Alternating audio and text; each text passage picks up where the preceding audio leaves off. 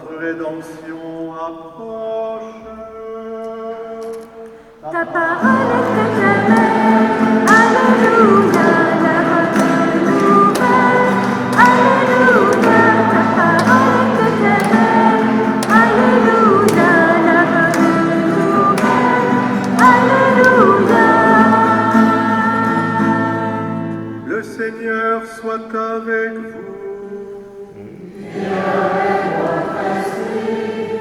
Évangile de Jésus-Christ selon saint Luc.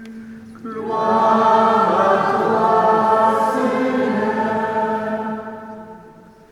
Au chapitre 21e, en ce temps-là, comme certains disciples parlaient du temple, des belles pierres, des ex-voto qui le décoraient, Jésus leur déclara: « Ce que vous contemplez, des jours viendront où il n'en restera pas pierre sur pierre, tout sera détruit. » Ils lui demandèrent: « Maître, quand cela arrivera-t-il?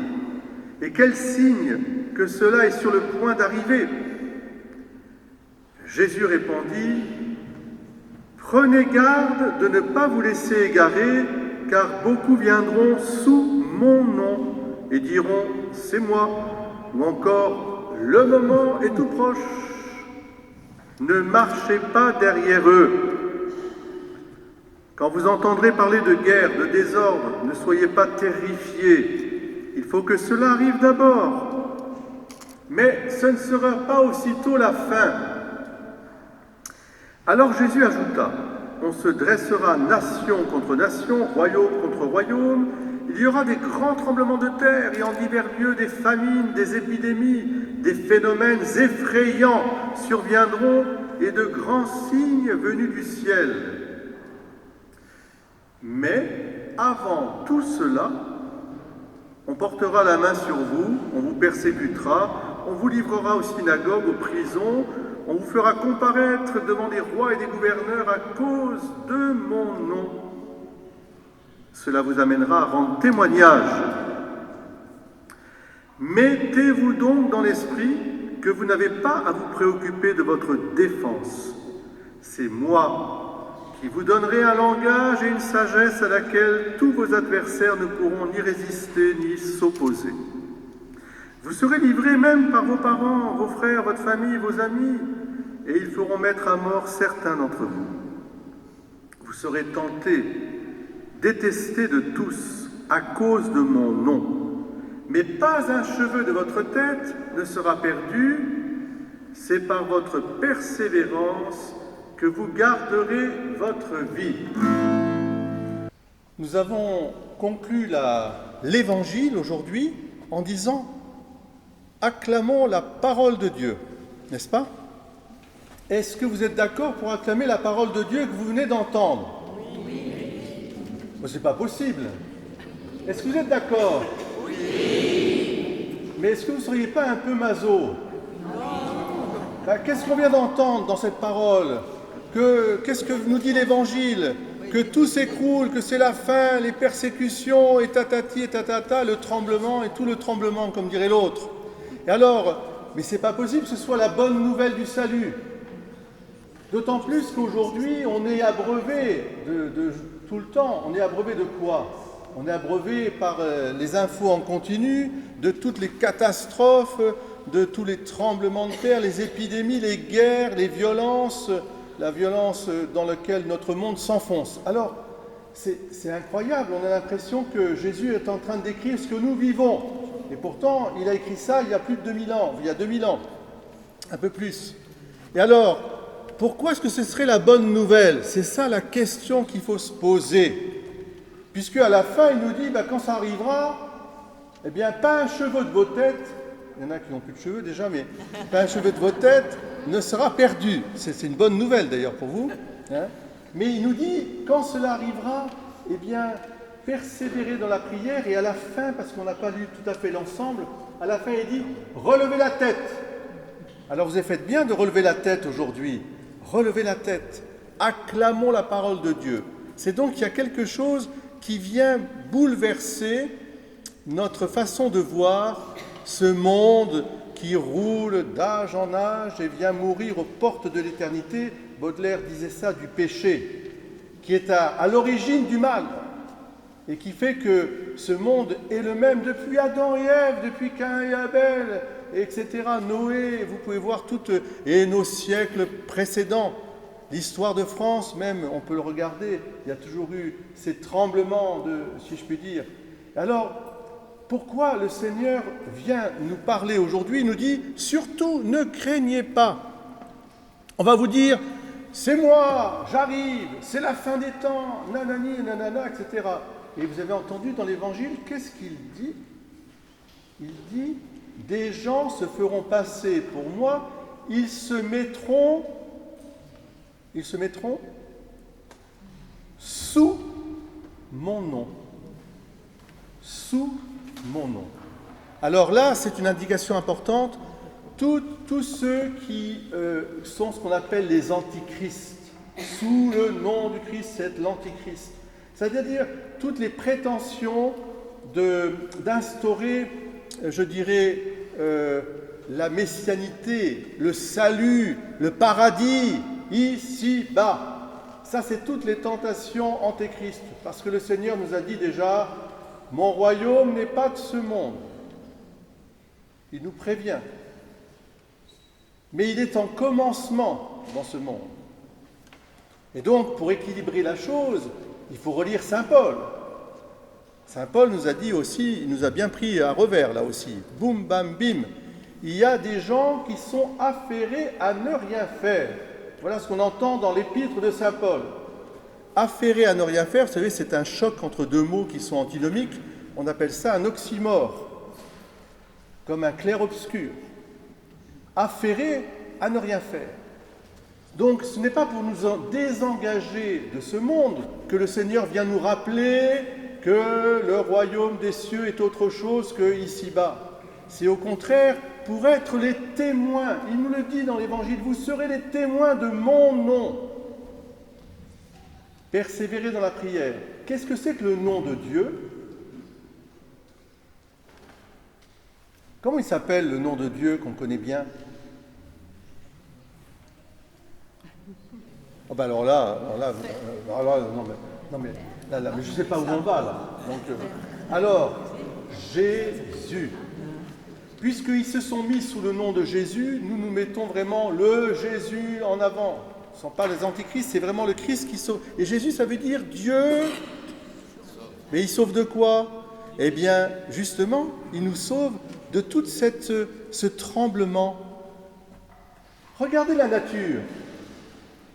On l'a chanté d'ailleurs dans le psaume. Ce matin, quand je me suis levé de bonne heure, j'aime bien me lever de bonne heure, il y avait du vent, il y avait des feuilles partout, etc. Un peu de pluie, c'était magnifique. Et je voyais la nature, le soleil arrivant, un peu. Et en fait, je voyais que la nature était dans la louange, dans la joie. Avec tous ces changements, c'est le changement des saisons, la nature se transforme elle-même et elle accepte cette transformation au service de la vie. Et nous-mêmes, nous devons comprendre qu'il nous faut passer de ce monde à l'autre monde qui nous est préparé déjà par avance, en acceptant la transformation qui se fait en nous. Oui, il y a un hiver dans nos vies, comme il y a eu un été dans nos vies. Il y a un printemps, il y a aussi un automne, mais tout cela est bon et tout cela nous prépare à la vie éternelle qui sera un éternel présent.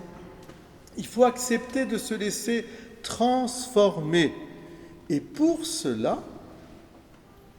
de considérer les événements de nos vies, et y compris ceux de notre temps, non pas en se focalisant sur le mal, mais en voyant partout l'amour qui surmonte le péché et la mort. L'amour qui surmonte partout le péché et la mort. Hier, je regardais un reportage d'Africains qui sont persécutés. Vous savez, les pays d'Afrique, il faut voir un peu ce qu'ils subissent. Et j'ai une pensée pour le père Georges, qui est au Burkina Faso. Eh bien, on voyait un Africain massacré. Ils ont massacré un village. Sa femme et ses enfants ont été tués. Il les a retrouvés près du fleuve, morts avec d'autres. Et quand il a témoigné de cette chose avec tristesse et, je dirais, douleur, bien sûr, dans son visage, il y avait une dignité incroyable des enfants de Dieu qui redisaient les choses avec non pas une vengeance dans son cœur, une tristesse profonde du mal, et donc il faut combattre le mal, mais une espérance au fond de son cœur, parce qu'il était porteur et témoin de l'Évangile, qui est la bonne nouvelle du salut. Jésus sauve. C'est-à-dire qu'au dernier mot de l'histoire de l'humanité, ce sera cette transformation que nous vivons déjà en nous. Nous sommes déjà dans ce monde nouveau, transformé, parce que nous vivons par la grâce et la grâce de Dieu. Là où le péché et la mort ont abondé, la grâce a surabondé. Et aujourd'hui, en 2025, il nous faut être témoins de l'Évangile. Non pas une réponse au mal par le mal, même s'il faut repousser ceux qui font le mal, bien sûr, mais une réponse qui est de l'ordre de la charité, c'est-à-dire de la conversion profonde. Il faut nous convertir et amener les gens à la conversion, qu'ils cessent de faire le mal. Et c'est tout le dessein du prophète. Alors, c'est la première lecture, là, réveillez-vous. Alors, quelle première lecture on a entendu avec un drôle de nom? C'est pas Malachie, parce que Malachie profite à personne. Hein, c'est... Mais il s'appelle Malachie. Ce prophète Malachie, vous le connaissez, bien sûr, inconnu au bataillon, pour la plupart d'entre nous. Il fait partie des petits prophètes dans la Bible. Il a vécu au 5e siècle avant Jésus-Christ. Et ce prophète a eu la charge, au moment où le peuple d'Israël revenait sur ses terres et reconstruisait le temple dont Jésus a dit qu'il ne restera pas pierre sur pierre, mais c'est pour nous dire que tout ça est relatif, ça passe. Eh bien, il a eu la mission de redire à son peuple, à nous, deux choses. La première, Dieu aimera toujours son peuple. Toujours. Quoi qu'il ait fait, quoi qu'il se soit égaré, toujours il aimera son peuple. Il sera, je serai mon Dieu pour vous, et vous serez mon peuple. Et puis la deuxième chose, il annonce, le prophète Malachie, le prophète Jean-Baptiste, voici que j'envoie mon messager, voilà ce que dira Malachie, qui va annoncer le Sauveur, celui qui nous libère justement du poids de la mort et du péché.